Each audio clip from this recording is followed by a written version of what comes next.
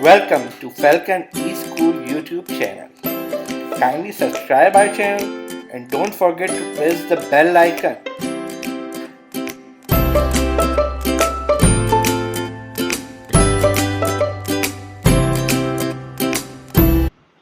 अस्सलाम वालेकुम students, this is सदरा उमर।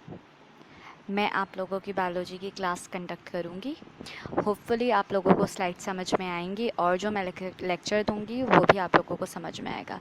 लेकिन इसको समझ में आने के लिए ज़रूरी है कि आप पूरी कंसंट्रेशन के साथ सारी स्लाइड्स देखें और पूरी कंसंट्रेशन के साथ जो मैं लेक्चर दे रही हूँ वो सुनें। हमारा पहला लेक्चर स्टार्ट होता है चैप्टर 1 ऑफ बायोलॉजी से, that is introduction to biology, जिसमें हम कवर करेंगे क्या क्या चीज़ें। टेबल ऑफ कंटेंट हमारी आज के लेक्चर में हम जो चीज़ें कवर करेंगे वो मैं आपको बता देती हूँ। साइंस, बायोलॉजी, इन दोनों की डेफिनेशन एंड इट्स ब्रांचेस को हम डिटेल में पढ़ेंगे। उसके अलावा हम एक और टॉपिक पढ़ेंगे अगर हमारे पास टाइम रहा तो, relationship of biology with other sciences. हम अपना लेक्चर स्टार्ट करते हैं साइंस की डेफिनेशन से। तो what is science? Science basically एक तरीका है किसी भी चीज़ के बारे में जानने का, दुनिया में मौजूद तमाम चीज़ों के बारे में जानने का। मैं छोटी सी एग्जांपल ले लेते हैं। आप एक प्लांट है, आप उसके बारे में जानना चाहते हैं तो वो आप साइंस के थ्रू ही जानेंगे ना। वो साइंस है कि आप उसके बारे में जानना चाह रहे हैं, आप उसके फोटोसिंथेसिस के बारे में जानेंगे, आप उसमें मौजूद चीज़ों के बारे में जानेंगे, आप उसमें मौजूद क्लोरोफिल के बारे में जानेंगे। तो दैट इज़ साइंस, कि आप साइंस की मदद से चीज़ें जान रहे हैं। तो साइंस की क्या डेफिनेशन है? साइंस बेसिकली क्या है? Science is a way of knowing, और science is the study of nature. किसी भी चीज़ के बारे में, उसकी नेचर के बारे में, उसकी प्रॉपर्टीज़ के बारे में, उसके अंदर क्या चीज़ें मौजूद हैं, उसकी कैरेक्टरिस्टिक्स, उन सब के बारे में जानने के नाम को हम क्या कहते हैं? साइंस। अच्छा, अब साइंस में डिफरेंट हमारे सब्जेक्ट्स आ जाते हैं। केमिस्ट्री आप पढ़ रहे हैं, फिज़िक्स आप इंशाल्लाह नेक्स्ट ईयर पढ़ेंगे। तो डिफरेंट जो है साइंस की हेडिंग के अंदर डिफरेंट आपकी ब्रांचेस आ जाती हैं। हमारे पास हम जो है, क्योंकि फ़िलहाल आप लोग बायोलॉजी के स्टूडेंट्स हैं तो हम बायोलॉजी पढ़ेंगे। तो व्हाट इज़ बायोलॉजी? बायोलॉजी जो है, मेरे ख्याल से आप हमेशा से पढ़ते आ रहे हैं। दो वर्ड्स हैं जिनको मिलाकर, ग्रीक वर्ड्स हैं जिनको मिलाकर बायोलॉजी का नाम दिया गया। First one is bio and the second one is लोगस। Bio का मतलब होता है लाइफ, और लोगस का मतलब होता है the study of, reasoning, thought, discourse. तो इन दोनों का जो मुरक्कब है या इन दोनों का जो कॉम्बिनेशन है, उसको मिला उस कॉम्बिनेशन को कहते हैं बायोलॉजी। एंड बायोलॉजी का मतलब क्या बना? The study of life. जो लिविंग ऑर्गेनिजम्स की जो स्टडी है, अब उस स्टडी में सब कुछ आ जाता है। उस लिविंग ऑर्गेनिज्म के बारे में जितनी चीज़ें हैं, जितनी उसके अंदर जो चीज़ें हैं, जिस तरीके की उसकी अपीयरेंस है या वॉट एवर जो लिविंग ऑर्गेनिज्म है उसके बारे में तमाम चीज़ें वो किस में आ जाती हैं? Under the heading of biology. ठीक,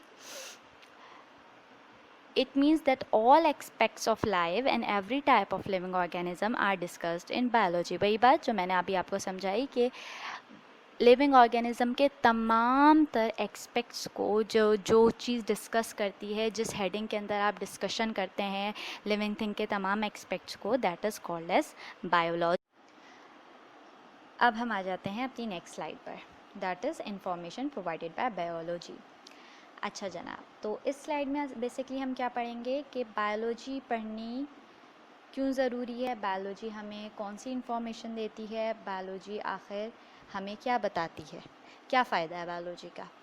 तो बायोलॉजी जो है, the study of biology provide us the information about different kinds of living organism that are existing on the earth. इस ज़मीन पर, इस प्लेनेट पे मौजूद तमाम लिविंग ऑर्गेनिज्म के, जो कि ऑब्वियसली डिफरेंट स्पीशीज़ हैं, लाखों करोड़ों के हिसाब से हैं, उनके बारे में हमें कौन बताता है? बायोलॉजी। उनके बारे में हम थ्रू बायोलॉजी पढ़ सकते हैं। ठीक, सेकेंड पॉइंट हमारा आता है, biology provides the relationship between existing organism and extinct organism.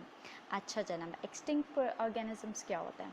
Extinct organisms वो ऑर्गेनिजम्स होते हैं जो कि अब हमारी अर्थ पर मौजूद नहीं हैं। मतलब एक ज़माने में वो रहते थे, यहाँ पर ज़रूर मौजूद थे, लेकिन अब ड्यू टू क्लाइमेटिक कंडीशंस या अदर फैक्टर्स वो अब हमारी दुनिया में मौजूद नहीं हैं। सबसे अच्छी एग्जांपल इसकी मेरे ख्याल से आप सबको पता होगी, दैट इज़ डायनासोर्स। तो बायोलॉजी हमें एग्जिस्टिंग ऑर्गेनिजम्स और एक्सटिंक्ट ऑर्गेनिजम्स के बारे में, इनके रिलेशनशिप के बारे में, कि आखिर ये रिलेटेड हैं या नहीं हैं, इनके बारे में हमें बताती है।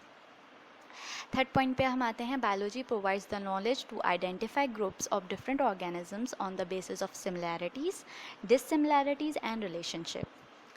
जनाब बायोलॉजी जो है आपके ऑर्गेनिजम्स को डिफरेंट ग्रुप्स में डिवाइड कर देती है। किस बेस पर? उनकी सिमिलैरिटीज़, उनकी करेक्टरिस्टिक्स, उनकी हैबिटेट के लिए। फॉर एग्ज़ाम्पल मैं आपको बताती हूँ, जैसे आपकी क्लासेस होती हैं, आपके फाइलम्स होते हैं, आपके फाइलम्स होते हैं, आप वो कैसे कैटेगराइज हुए हैं? मैमल्स कैसे कैटेगराइज हुए हैं?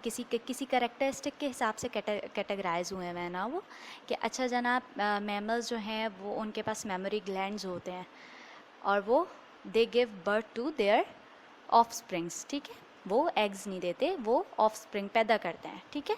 तो ये एक करेक्टरिस्टिक है उनकी, जिसकी वजह से उनको एक अलग ग्रुप में आइडेंटिफाई करके उस ग्रुप में उनको डाल दिया गया है। तो हर पॉइंट के साथ मैं आपको एग्जांपल्स बता रही हूँ साथ। आपके ऑर्गेनिजम्स को डिफरेंट ग्रुप्स में डिवाइड कर देती है। किस बेस पर? उनकी सिमिलैरिटीज़, उनकी करेक्टरिस्टिक्स, उनकी हैबिटेट के लिए। फॉर एग्ज़ाम्पल मैं आपको बताती हूँ, जैसे आपकी क्लासेस होती हैं, आपके फाइलम्स होते हैं, आपके फाइलम्स होते हैं, आप वो कैसे कैटेगराइज हुए हैं? मैमल्स कैसे कैटेगराइज हुए हैं? किसी करेक्टरिस्टिक के हिसाब से कैटेगराइज हुए हैं ना वो, कि अच्छा जनाब मैमल्स जो हैं वो उनके पास मेमोरी ग्लैंड्स होते हैं और वो they give birth to their offsprings, ठीक है, वो एग्स नहीं देते, वो ऑफस्प्रिंग पैदा करते हैं, ठीक है। तो ये एक करेक्टरिस्टिक है उनकी, जिसकी वजह से उनको एक अलग ग्रुप में आइडेंटिफाई करके उस ग्रुप में उनको डाल दिया गया है। तो हर पॉइंट के साथ मैं आपको एग्जांपल्स बता रही हूँ साथ में। पॉइंट फोर्थ पे हम आ जाते हैं, biology provides the information about the structure and function of organism. This is a very basic point कि बायोलॉजी क्या करती है। इम्पॉर्टेंट और बेसिक पॉइंट यही है कि वो ऑर्गेनिज़म का स्ट्रक्चर, उसके फंक्शंस, उसके अंदर क्या क्या हो रहा है, उसका हर स्ट्रक्चर किस तरीके का है। अगर हम प्लांट की बात करें हैं तो उसमें क्या किस कौन कौन से फंक्शंस होते हैं, फ़ोटोसिंथेसिस होता है और फर्दर उसके क्या फंक्शंस होते हैं। अगर हम ह्यूमन बॉडी की बात कर रहे हैं तो उसमें कौन कौन से फंक्शंस होते हैं, उसमें कौन कौन सा स्ट्रक्चर्स मौजूद हैं, सबसे छोटा स्ट्रक्चर क्या है, सबसे बड़ा स्ट्रक्चर क्या है, सेल्स मौजूद हैं, सेल का स्ट्रक्चर, ये सब हम कैसे हमें पता चलता है? हम through the study of biology हमें पता चलता है। हम पॉइंट 5 पे आते हैं। It provides the information about the inheritance of characters from generation to next generation. ये आप बायोलॉजी की एक ब्रांच है जेनेटिक्स, उसमें पढ़ेंगे। ये क्या चीज़ है? बायोलॉजी आपको बताती है कि जनाब इनहेरिटेंस क्या चीज़ होती है। आपके पेरेंट्स हैं, यकीनन आपके अंदर कुछ ना कुछ खसूसियात अपने पेरेंट्स की आती हैं, that is called as inheritance. घर वाले बोलते हैं जी जनाब यार ये तो अपने अब्बू पे गया है, ये अपनी अम्मी पे गया है, तो दिस इज़ इनहेरिटेंस। आप अपनी मदर और फादर से इनहेरिट करते हैं चीज़ें, उनके करेक्टरिस्टिक्स इनहेरिट करते हैं और यही करेक्टरिस्टिक आगे जनरेशन टू जनरेशन ट्रैवल करते हैं। हम अपनी नेक्स्ट स्लाइड पर आते हैं, that is branches of biology. Biology को हमने 3 मेन ब्रांचेस में डिवाइड किया है according to the new research. पहले हम पढ़ते थे कि जनाब बायोलॉजी जो है 2 मेन ब्रांचेस में डिवाइडेड है, that is botany and zoology. लेकिन अब क्योंकि फर्दर रिसर्च के तहत हमने बायोलॉजी को 3 मेन ब्रांचेस में डिवाइड कर दिया है, that is botany, zoology and microbiology. Botany क्या है जनाब? बॉटनी है बायोलॉजी की वो ब्रांच जो कि डील करती है साइंटिफिक स्टडी ऑफ प्लांट्स। अब प्लांट्स की स्टडी से मुराद ये है कि प्लांट्स में मौजूद तमाम प्रोसेसेस, प्लांट्स के अंदर तमाम चीज़ें, प्लांट्स के लीव्स, फ्लावर्स, उसके अंदर क्या चीज़ें पाई जाती हैं, किस तरीके से वो अपने प्रोसेसेस कंडक्ट करता है, फोटोसिंथेसिस कैसे होता है, क्लोरोफिल किधर होता है, ये सारी चीज़ें हम कहाँ पढ़ेंगे? बॉटनी में। प्लांट का स्ट्रक्चर, उसके पेटल्स के अंदर क्या होता है, तमाम चीज़ें, उसके सीड्स, लीव्स, एवरीथिंग हम किस में पढ़ते हैं? बॉटनी में। इसी तरीके से हम ज़ूलॉजी पर आते हैं। तो जनाब ज़ूलॉजी क्या है? Zoology is the branch of biology which deals with the scientific study of animals. इसी तरीके से हम एनिमल्स में एनिमल के अंदर तमाम ऑर्गन्स, उनके फंक्शंस, हर चीज़ के बारे में हम किसकी हेडिंग के अंडर पढ़ते हैं? ज़ूलॉजी के अंदर। अब हम आ जाते हैं तीसरी ब्रांच पर, that is microbiology. Micro means what is, मतलब what do you mean by micro? Micro is micro organism. Micro means tiny, small. तो branch of biology which deals with the study of micro organism is called as microbiology. Obviously बात है, हमने further new researches की। अब botany zoology में तो आपको कहीं आप माइक्रो ऑर्गेनिज्म नहीं घुसा पा रहे थे, तो उन्होंने जनाब एक तीसरी ब्रांच बना दी। पहले जो है, जो माइक्रो ऑर्गेनिज्म, जो अगर हम कहते थे कि अगर वो एनिमल, कभी हम उनको ज़ूलॉजी में इंक्लूड कर देते थे और कभी हम उनको बॉटनी में इंक्लूड कर देते थे। अब हम आते हैं अपनी दूसरी स्लाइड पे, जिसमें हम फर्दर मोर जो है बायोलॉजी की ब्रांचेस पढ़ेंगे। तो जनाब पहली ब्रांच हम पढ़ते हैं मॉर्फोलॉजी। मॉर्फोलॉजी वर्ड जो है वो निकला है मॉर्फो और लोगस से। इन दोनों वर्ड्स को कंबाइन करके हम मॉर्फोलॉजी कहते हैं। मॉर्फो का मतलब क्या होता है? मॉर्फो मीन्स शेप या फॉर्म, किसी चीज़ की फॉर्म, एक्सटर्नल फॉर्म, किसी चीज़ की शेप। तो मॉर्फो का मतलब होता है शेप या form, and logos means to study, the study of. तो मॉर्फोलॉजी का मतलब क्या हुआ? The study of external parts of living organism is called as morphology. External characteristics जो आप लिविंग ऑर्गेनिज्म के, whether it is a plant और it is a animal, जो उसके एक्सटर्नल कैरेक्टरिस्टिक्स होते हैं, उनकी स्टडी को हम मॉर्फोलॉजी कहते हैं। एक्सटर्नल कैरेक्टरिस्टिक आप किससे देखेंगे? आप एक्सटर्नल कैरेक्टरिस्टिक्स कैसे पता चलेंगे आपको? एक्सटर्नल कैरेक्टरिस्टिक्स वो होते हैं जो आप अपनी आँखों से देख सकते हैं। बाहर से आपको पता चल रहा है, अच्छा ये प्लांट है, ओके फाइन, ये ग्रीन कलर का है, इसके फ्लावर्स रेड कलर के हैं, इसके इतने पेटल्स हैं, इस एनिमल के इतने लिम्स हैं, इसके एयर्स जो है इनसाइड हैं या आउटसाइड हैं, इस तरीके, ये तमाम क्या है? एक्सटर्नल कैरेक्टरिस्टिक्स हैं। तो ये मॉर्फोलॉजी में आ जाता है। Now the second branch of biology is anatomy. Anatomy क्या होती है? It is the study of internal parts of living organism. ठीक है, internal parts of living organism की स्टडी को हम क्या बोलते हैं? एनाटॉमी। एनाटॉमी भी दो वर्ड से निकला है, ana and tom. Tom means meaning, tom meanings to cut, ठीक है, to cut, and ana means up, ana means up.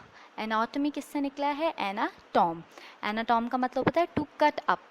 Deals with the study of internal structures और ऑर्गन ऑफ ऑर्गेनिज्म। मतलब आप किसी भी ऑर्गेनिज्म, लिविंग ऑर्गेनिज्म के internal जो parts होते हैं, इंटरनल जो ऑर्गन्स होते हैं, इंटरनल जो स्ट्रक्चर होता है, उसकी स्टडी को हम क्या बोलते हैं? एनाटॉमी।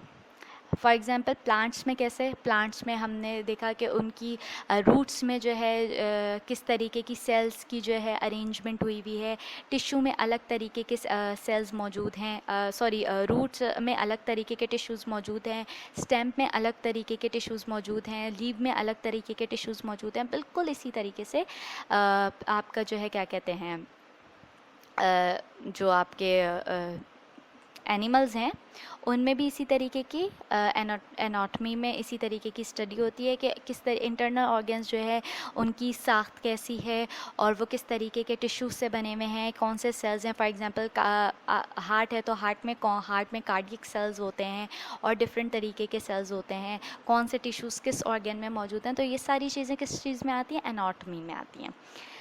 थर्ड ब्रांच पे हम आते हैं बायोलॉजी की, that is histology. The study of cells and tissues with the aid of microscope is called as histology. Histology क्या है? Histology जो है वो भी दो वर्ड्स से मिलके बनी है, हिस्टोस एंड लोगस। हिस्टोस का मतलब होता है टिश्यू, ठीक है, या वेब शेप या फॉर्म, हिस्टोस का मतलब, ठीक है, और लोगस का मतलब होता है स्टडी, थॉट या डिस्कोर्स, सही है।